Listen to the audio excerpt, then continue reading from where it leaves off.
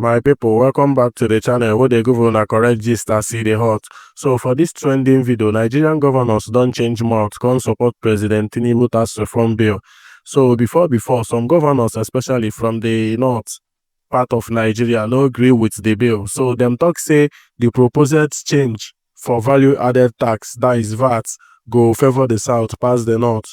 But now the governors don't come together, agree on new sharing as a new VAT sharing formula, which is 50% based on equality, then 30% on derivation, and 20% on population. So then don't support the tax reform bill, but them no one make VAT rate increase, or maybe corporate income tax reduce for now.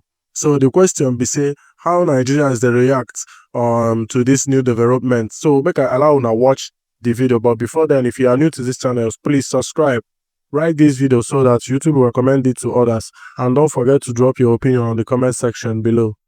Presidential Tax Reform Committee and the governors of the 36 states reached an agreement on how to share the value-added tax.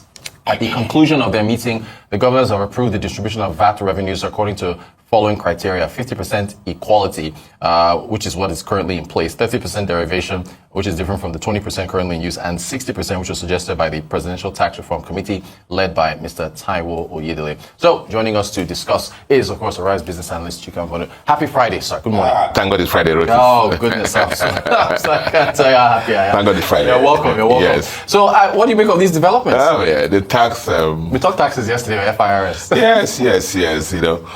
My friend, the governors again. Your favorite the governors again. And, you know, the revenues of a state, usually it can be broadly be divided into two.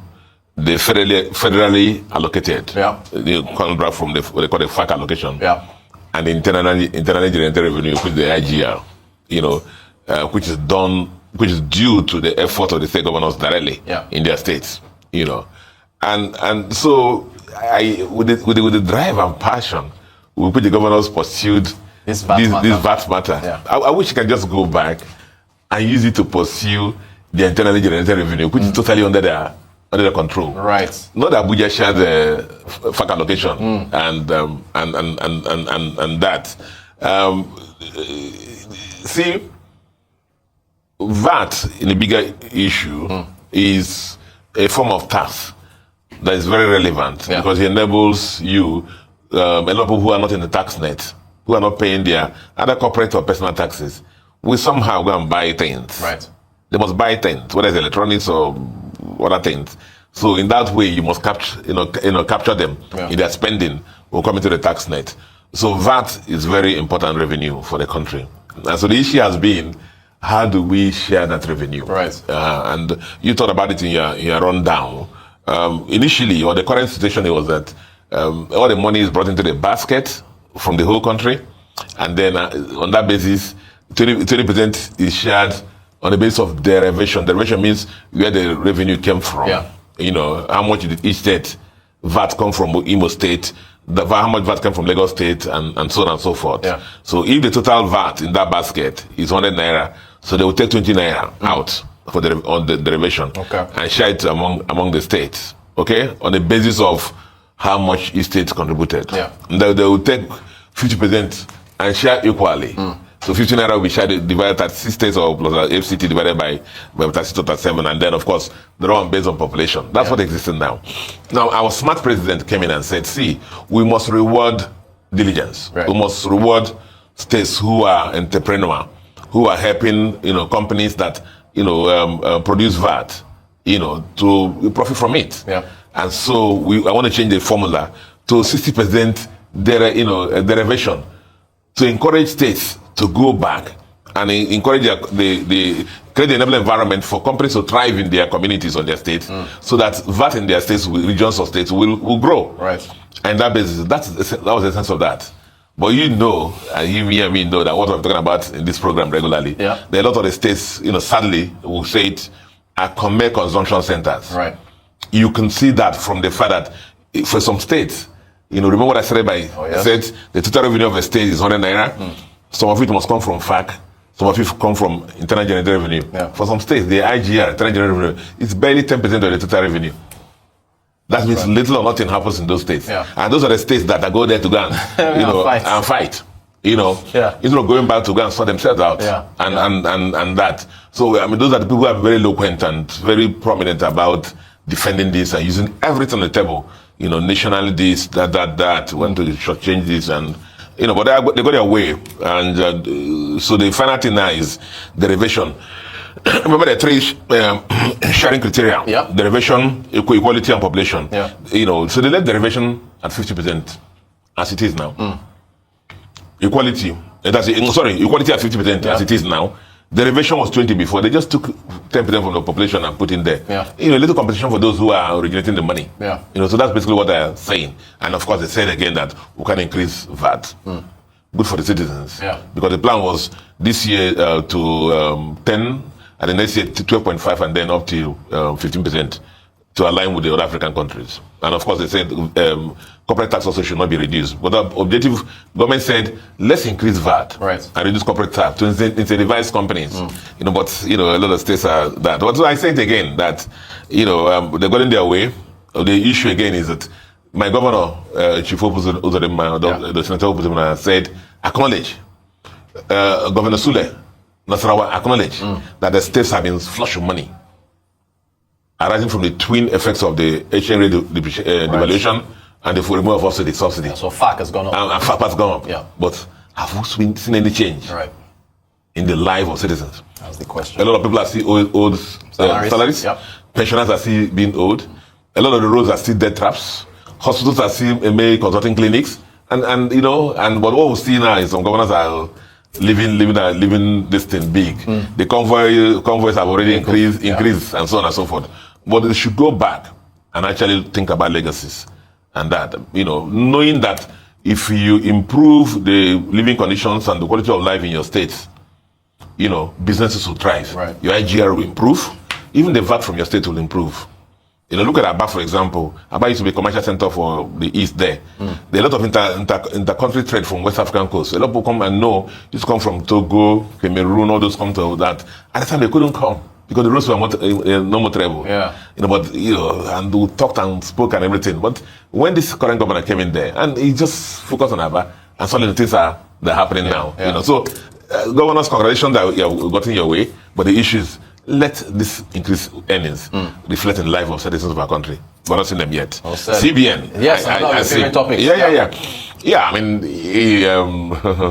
I mean, shouldn't be celebrating this really because CBN is supposed to be because this what they're pushing at now it's already been done in most of the banks in Nigeria. Most of the banks in Nigeria, nobody moves physical vouchers and documents these days. Things are moved electronically and moved from table to your laptop to your system to your system, and people approve and decisions and things are moved faster. But we're happy that they finally come on board with the new governor. And they're pushing those narratives. I'm happy they're doing that. For the MDAs, they say the objective is, I'm surprised that CBN is still working on how to make them withdraw cash faster. Withdraw cash faster. That was the objective of that program. I'm surprised. Because these days, we thought that they were moving towards cashless banking, being pushed by CBN. Then how are you designing the program that will make the MDAs withdraw cash faster? Can't the MDAs move towards digitalization and making payments online instead of carrying all the cash they're carrying? So for me, that's what it is there. But it's commendable. It's going to make decisions faster, reduce the cost of operation, reduce errors for them, and so on and so forth. It is come with that. Just one last question. So technology and reducing corruption and improving efficiency. That is still the overarching. So what's that technology? It reduces the number of human intervention, which is good. So things get to flow faster. And then, they're more predictable. Human interventions are limited. So that's that. And CBN becomes tidier in decision making and faster decision making. All right, business analyst Chika Mbon. Chika, thank you so much for keeping us up to date on breaking these things down. So I appreciate your time as well. Thank you. And here is how Nigerian people are reacting. The first tweet there reads, "I am glad this tax reform has been approved. this will be well received by those with low pay. Imagine not seeing that 8K or 9K monthly leaving your account. It will truly help. The next tweet there reads, the governor's proposal is a clear indication that they are not ready to improve on derivation with no plans to increase productivity. Any governor who envisages increase in productivity from his state would be against sharing his derivation with lazy, unproductive states.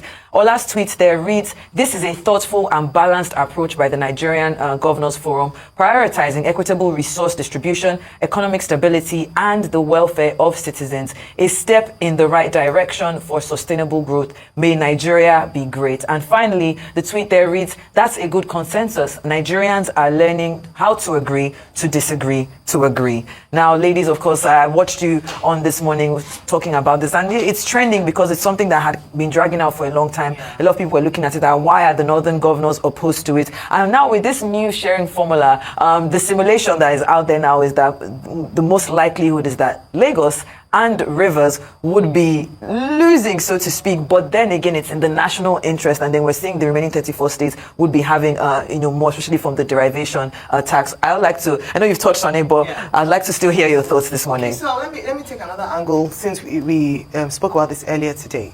I think the last tweet, of course, one of the things that had been criticized is the governor's unwillingness with regards to the sharing formula. What the federal government had proposed through this bill had been equality at 20%, derivation at 60%, and population at 20%.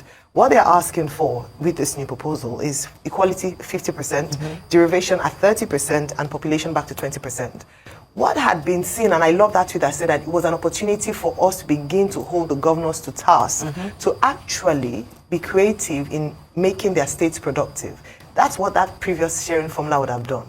But I do agree with one of the senators who was there, Senator Natasha Akpoti, who had said that especially the northern governors were ill-prepared. Yes, they were ill-prepared, and I think it was Governor Sule who said that they were not lucky enough to have enjoyed, to be prepared. I said, it's not luck that makes a state productive.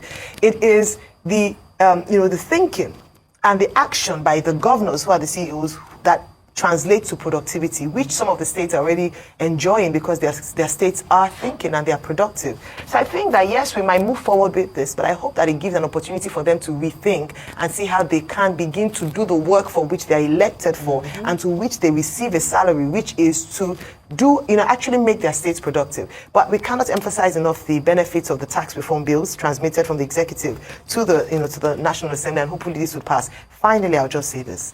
This is coming after the fact. Recall that if this had happened during the consultation stage, as proposed or as wanted by Mr. Taiwo Idele, the chairman of that committee, we wouldn't have waited this long or had that back and forth. The governors would have done what they were supposed to have done during consultation stage and brought out their own recommendations without having to wait for all this to happen and them asking for a withdrawal. So again, holding them to task. Let them do what the people have elected them to do.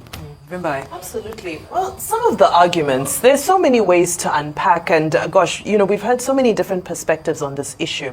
Now, when you look at some of the dissent towards the new sharing formula and those who are feeling that there's some states who are already in a position of competitive advantage and it makes it unfair for other states.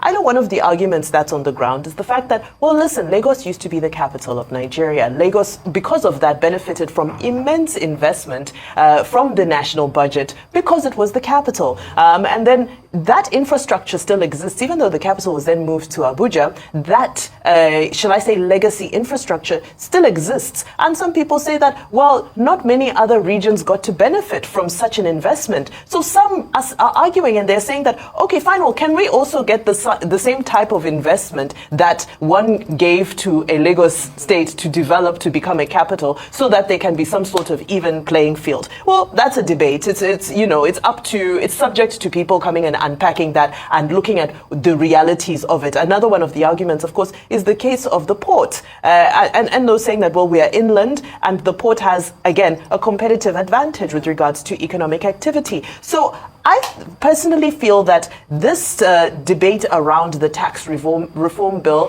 highlighted the fact that as a nation, it's time for a national dialogue. There are lots of issues that various groups are carrying. There's a lot of animosity, there's a lot of unresolved tension, and I really, really think a national dialogue is sort of the same way there's supposed to be a youth confab. There needs to be a national dialogue that's open to all and where all can participate, so that let's express all these things that we're all harboring, so that we can now come together and come up with a national agenda and say, okay, these are the real things that each region or state feel is holding them back in progress, because many regions and states, this is highlighted, many regions and states feel aggrieved and feel marginalized, and we can't move forward for as long as there are people who feel that they're being marginalized in their own country. Very well said.